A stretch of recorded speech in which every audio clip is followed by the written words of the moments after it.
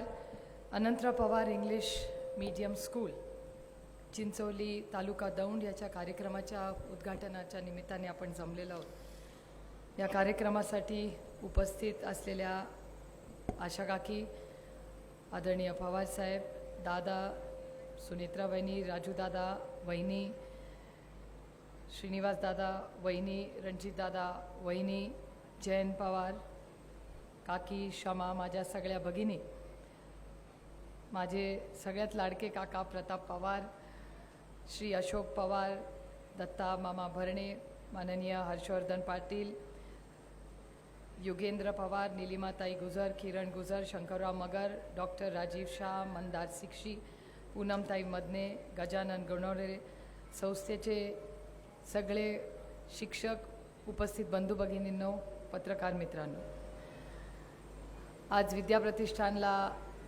50 वर्ष पूर्ण झाली आहेत आणि एक छोटंसं रोपटं म्हणून याची सुरुवात 5 दशकापूर्वी सुरू झाली आणि काही कुटुंबांचा उल्लेख हा करणं अतिशय महत्त्वाचं आहे।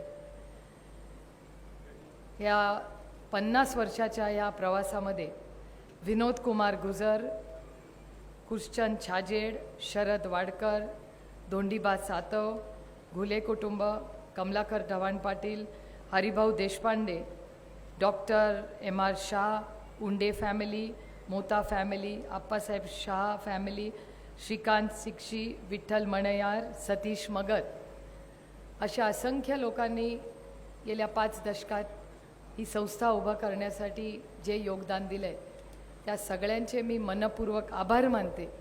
कारण बारामती लोकसभा मतदारसंघात 3 संस्थांमध्ये अतिशय चांगलं शिक्षण दिलं जातं। पहिली म्हणजे रयत शिक्षण संस्था, पुणे जिल्हा शिक्षक मंडळ आणि विद्याप्रतिष्ठान। आणि आज मला अभिमान वाटतो तुम्हाला सांगताना की या देशामध्ये सगळ्यात हाय परफॉर्मिंग आणि सोशल ॲम्युनिटीज ज्याच्यात शिक्षण, आरोग्य सेवा असतील त्याच्यात ह्या देशातले 5 जे लोकसभा मतदारसंघ आहेत त्याच्यापैकी बारामती लोकसभा मतदारसंघ त्या 5 मध्ये आहे। आणि याच्यात गेल्या 5 दशकात अशा असंख्य लोकांनी जी कामं केली त्याच्यामुळे आज या मतदारसंघाची एक वेगळी ओळख, आन बान आणि शान ही महाराष्ट्राच्या नाही देशाच्या राजकारणात आणि समाजकारणात आहे।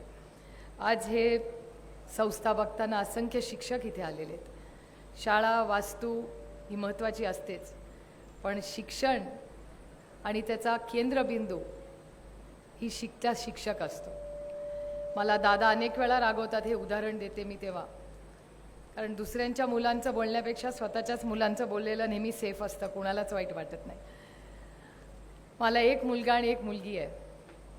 माझ्या मुलीला गणित खूप चांगलं जमतं आणि माझ्या मुलाला खरंच गणित येत नाही। माझ्या मुलीला जर 95, 96, 97 मार्क गणितात पडले तर ती विचारते 3 मार्क कुठे गेले, आणि विजयला 35 मार्क पडले तर आम्ही म्हणलं देव पावला, गाडी पुढच्या गाडीत गेली। ह्याचं कारण असं आहे की प्रत्येकाची एक इंटरेस्ट असतो, इच्छा असते। आणि मी 2 मुलांची आई आहे आणि माझ्या आयुष्यात एवढा मोठा कॉन्ट्रास्ट आहे 2 मुलांना शिकवण्यात। इथे बसलेल्या प्रत्येक शिक्षकाला 40 वेगळ्या बॅकग्राऊंडची, वेगळ्या ॲप्टिट्यूडच्या मुलांना तुम्ही शिकवता, ही खूप कौतुकाची गोष्ट आहे। आमची पोटची पोरं जेव्हा कमी मार्क, जास्त मार्क पडतात तेव्हा आम्हाला असं वाटतं काय आहे डोकेदुखी। इथे आमच्या सुमती काकी बसल्या आहेत, त्यांचा अभ्यास मी लहानपणापासून पाहिला आहे। आणि आमचे बंधू जयंत दादा ते आईला चिकटून बसायचे आणि शमी आमची बिचारी ही क्षमाताई लांब बसायची आणि तो अभ्यासाचा पूर्ण कार्यक्रमच असायचा आणि त्याच्यात चिमटे असायचं। त्या काळामध्ये काही पोलीस स्टेशनला आईवडील जायचे नाहीत, रागवले आईवडील म्हणून, त्याच्यात पट्टी असायची आणि काकी पट्टी घेऊन अभ्यास करायच्या आणि मी आपलं लांबूनच बघायचे, कारण का मला हिंमतच व्हायची नाही, कारण का आपल्याला पट्टी मिळेल का चिमटा माहिती नाही। पण तो एक वेगळं कल्चर होतं त्या काळात, ह्या गोष्टी शिकवल्या जायच्या। तंत्रज्ञान नव्हतं, कम्प्युटर नव्हते, पण सगळं आई आणि आपली शिक्षक हेच त्याचा केंद्र बनतो। आणि आजही कितीही यंत्रणा आली, माझ्या मुलांमध्ये त्यांना शिक्षणामध्ये जेव्हा इंटरेस्ट आला, म्हणजे माझ्या मुलाला कमी मार्क जरी गणितात पडले असतील तर 10वी मध्ये त्याला मिस शाह नावाची शिक्षक आली आणि 35तून 80 करण्याचं काम जर कोणी केलं असेल ते कुठल्या तंत्रज्ञानाने केलं नाही, त्या शिक्षिकेने केलं। त्याच्यामुळे शिक्षक हा कुठल्याही संस्थेचा केंद्रबिंदू असतो आणि हे शिक्षकांचं काम हे विद्याप्रतिष्ठानमध्ये अतिशय चांगल्या पद्धतीने होतं. इथे सुनेत्रा वहिनी असतील, शारदानगरला नंदा वहिनी असतील, या सगळ्या आमच्या घरातल्या महिला भगिनी या जातीने लक्ष घालून संस्था कशी चालली पाहिजे, तर त्या संस्थेला एक कुटुंब म्हणून हे बघितलं जातं. ते काय एक प्रोफेशनल ऑर्गनायझेशन नसतं. त्याच्यामुळे हा सगळा जो पवारांचा गोतावळा आहे तो आज इथे जमलेला आहे. हा एक माझ्यासाठी एक खूप आनंदाची आणि समाधानाची गोष्ट आहे. श्रीनिवास दादाच्या भाषणात अनेक आठवणींना त्यांनी उजाळा दिला. श्रीनिवास दादा, अजितदादा, रजवाक्का, नीताताई, आम्ही 5 जणं बारामतीच्या बंगल्यात लहानपणी एकत्र राहायचो. मी 3 वर्षाची का 2 वर्षाची असताना मुंबईला शिकायला गेले. आधी मी बारामतीलाच राहत होते, अमराईच्या आमच्या बंगल्यात. आणि अमराईतल्या बंगल्याच्या आठवणी मला वाटतं पवार कुटुंबाला खूप आहेत. निमाताई आणि प्रफुल्लक्का यायच्या जीपमधून माझ्या अशा पुसट आठवणी आहेत त्यांच्याबद्दल, पण त्या काय फार बोलायच्या नाही. आम्हीच दंगा घालायचो सगळा. आणि मला असं वाटतं तात्साहेब काका, त्यांना स्वतःला 4 मुलं होती, पण त्यांचं 5वं मी मूल होते. कारण जेवढे माझ्या आईवडिलांनी लाड केले नाहीत तेवढे तात्साहेब काकांनी माझे लाड केलेले आहेत. आणि त्याची अनेक उदाहरणं आहेत. म्हणजे मोता फॅमिलीतलं कोणी इथे आलं आहे का नाही मला माहिती नाही, आहेत. मोता फॅमिलीमध्ये सगळ्यात जास्त शॉपिंग पवारांच्या मुलात कुठली केलं असेल तर ते सुप्रिया पवारनी केले, सुप्रिया सुळेंनी नाही. कारण माझ्या लहानपणी ज्या फटाक्याचा उल्लेख त्या फिल्ममध्ये केला, फटाके असतील, आता माझ्या मतदार सगळ्यांना ही गोष्ट खरी आहे, लपलेली नाही आहे. 15 वर्ष तुम्ही मला जवळून पाहताय. माझ्या गाडीमध्ये नेहमी डाएट कोक असतो. तो सगळ्या माझ्या मतदारांना माहिती आहे. मला ही एक वाईट सवय आहे. त्याची सगळी स्टोरी कुठे सुरू झाली तर ती तात्साहेब काकांची आहे. तेव्हा डाएट कोक नव्हता, तेव्हा कोको कोला होता. आणि पवारांच्या घरात कोको कोलाच्या क्रेट जर कुणासाठी आल्या असतील तर त्या फक्त माझ्यासाठी पहिल्यांदा आल्या आणि त्या तात्यासाहेब काकांनी आणलेल्या आहेत.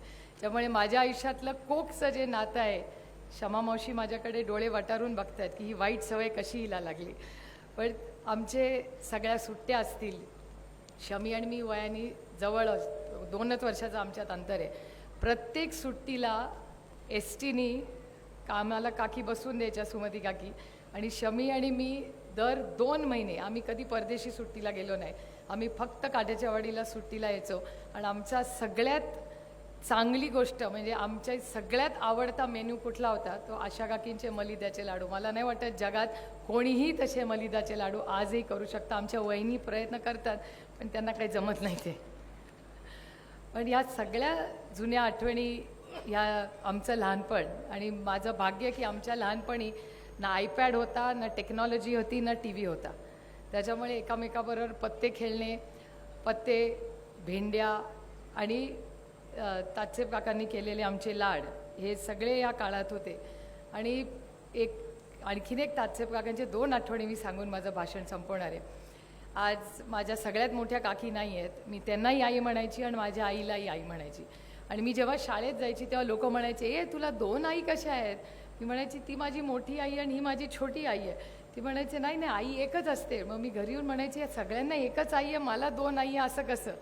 पण माझ्या मोठ्या काकी रजनी इंदुलकरांच्या आई, त्या आणि माझी आई जेव्हा स्वयंपाकघरात असायच्या, तात्साहेब काकांची मोटरसायकल आली की त्यांना माहिती असायचं की मी 1 किंवा 1.25 वर्षाची होते. तेव्हा तात्साहेब काका कुणालाही विचारायचे नाही, तो काल वेगळा होता, कुंती आहे तुझ्यासाठी आहे, की आम्हाला कोणीही विचारायचं, म्हणजे माझ्या आईला विचारायचं नाही की सुप्रियाला घेऊन जाऊ का नको जाऊ का काय. तात्साहेब काका मला मी 1.25 वर्षाची होते, त्यांच्या मोटरसायकलवर विना हेल्मेटचं मला काठेच्या वाडीला घेऊन जायचे. परत किती वाजता येणार माहिती नाही, काय खाल्लं की नाही माहिती नाही, आणि सकाळी घेऊन जायचे आणि त्यांचं समाधान झाल्यावर संध्याकाळी ते घेऊन यायचे. माझ्या आईला माहितीही नसायचं की माझं 1 वर्षाचं मूल कुठे गेलं आहे, पण ते इतका प्रेम आणि विश्वास तेव्हा होतो. म्हणून मी सांगते, माझ्या वडिलांनी जेवढं माझं केलं नाही तेवढं तात्साहेब काकांनी माझं केलं आहे. आणि एकदा तर ते आमच्याकडे मुंबईला खूप वेळा राहायला यायचे.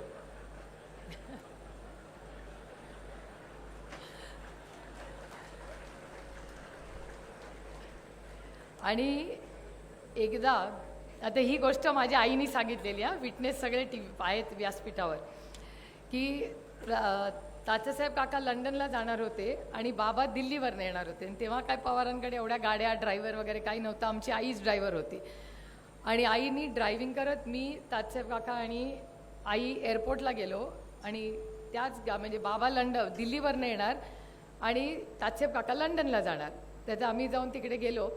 बाबा दिल्लीवरनं आले आणि तात्यासाहेब काका आम्हाला बाय म्हणून लंडनला चालले होते आणि मी त्यांना मिठी मारली आणि म्हणलं आता असं करूया तात्यासाहेब काका तुम्ही जाऊ नका, तुम्ही बाबांनाच लंडनला पाठवा, तुम्ही इथेच राहा. आणि ते खूप वर्ष आमच्याबरोबर मुंबईलाही राहिले. मीही कात्याच्या वाडीला अनेक वर्ष त्यांच्याबरोबर. माझी प्रत्येक सुट्टी ही आशा काकींचा आमरस जो शमाताईंना पहिला मिळायचा आणि शमीनी जर आमरस उरला तर तो मला मिळायचा. त्याच्यामुळे खूप आज खूप जुन्या आमच्या लहानपणाच्या सगळ्या ज्या आठवणी आहेत, खरं तर हे ऋणानं बंध आमच्या आधीच्या पिढीचे आहेत, ज्याच्यामुळे आज पवार कुटुंब आज जे काय आम्ही आहोत हे शारदाबाई पवार आणि गोविंदराव पवारांनी जो पाया घातला तो भक्कम जो आहे तोच आजही पाया तसाच भक्कम आहे. आणि एकत्रपणे आज समाजाची सेवा करून आमचं खरं तर बारामतीकरांना खूप देणं आहे. कारण आमच्या कुटुंबाची काय ओळख होती, काट्याच्या वाडीचं एक छोटंसं शेतकऱ्यांचं कुटुंब आणि ह्या कुटुंबाच्या माध्यमातून आज बारामतीमध्ये पवारांची ओळख आहेच, पण भारताच्या राजकारणात आणि समाजकारणात आज एक वेगळी ओळख झालेली आहे. आणि गंमत म्हणून तुम्हाला एक गोष्ट सांगते की कर्नाटकाचं इलेक्शन चाललं होतं आणि पवारांच्या घरात एक गोष्ट चालली होती आणि तेव्हा 4 दिवस प्रधानमंत्र्यांचा दौरा चॅनलनी दाखवला नाही, पण पवारांच्या घरात जे काय चाललं होतं तेच तिथे चाललं होतं. चव्हाण सेंटर जास्त दिसत होतं. आणि त्यानंतर 4 दिवसांनी असं झालं की त्या स्टोरीज म्हणजे हे मला भारतीय जनता पक्षाचं माझं फ्रेंड सर्कल सांगतं की आम्ही 4 दिवस प्रचार करत होतो कर्नाटकाच्या इलेक्शनचा आणि आमची काहीच विजिबिलिटी नव्हती आणि ह्या कुटुंबाची सगळ्या चॅनल्सवर काश्मीर टू कन्याकुमारीच विजिबिलिटी होती. त्याच्यामुळे या कुटुंबात काहीतरी गंमत असेलच ना, त्याच्याशिवाय काय एवढे येतात. पण आमचं प्रेम, आमची नाती, आमची ऋणानं बंध. आणि म्हणून मी सारखी सांगते की बारामतीच्या लोकांनी गेले 5-6 दशकं, आणि बारामती म्हणजे फक्त बारामती नाही, दौंड, इंदापूर, पुरंदर, भोल, वेल्ला, मुशी सगळेच. आणि मी तर सदानंद आणि रेवती विजयबरोबर जेवढी राहत नाही तेवढी ह्या सगळ्यांबरोबर गेल्या 15 वर्षात राहिलेले आहेत. त्याच्यामुळे माझ्या मनात नेहमी तुमच्या सगळ्यांबद्दल प्रेम, आदर हे नेहमी राहील. कारण तुम्ही सगळ्यांनी माझ्याची एक वेगळी ओळख सुप्रिया सुळेची महाराष्ट्रात आणि भारतात करून दिली, त्याबद्दल मी तुमच्या सगळ्यांसमोर नतमस्तक होऊन तुमच्या सगळ्यांचे मनपूर्वक आभार मानते. आणि सातत्याने माझं सामाजिक आणि राजकीय काम हे महाराष्ट्राच्या जनतेच्या सेवेसाठी आणि दिल्लीच्या सगळ्या पार्लमेंटमध्ये आपल्या मतदारसंघाची एक वेगळी ओळख करून त्याच्यात सातत्य ठेवण्याचा प्रांजळ प्रयत्न मी नक्कीच करीन. पुन्हा एकदा सगळ्यांचे मनपूर्वक आभार मानते. या विद्याप्रतिष्ठानमधले ज्यांनी योगदान दिले त्यांच्यापुढे नतमस्तक होऊन त्यांच्यापासून सगळ्या शिक्षकांचे मनपूर्वक आभार मानून आपली रजा घेते. जय हिंद, जय महाराष्ट्र, जय आघाडी. देश विदेशातील प्रत्येक घडामोडींचे लाईव्ह अपडेट मिळवण्यासाठी आता साम टीव्हीच्या सर्व सोशल मीडिया प्लॅटफॉर्मला लाईक, फॉलो आणि सबस्क्राईब करा. तसंच सर्व नोटिफिकेशनसाठी बेल आयकॉन प्रेस करायला विसरू नका.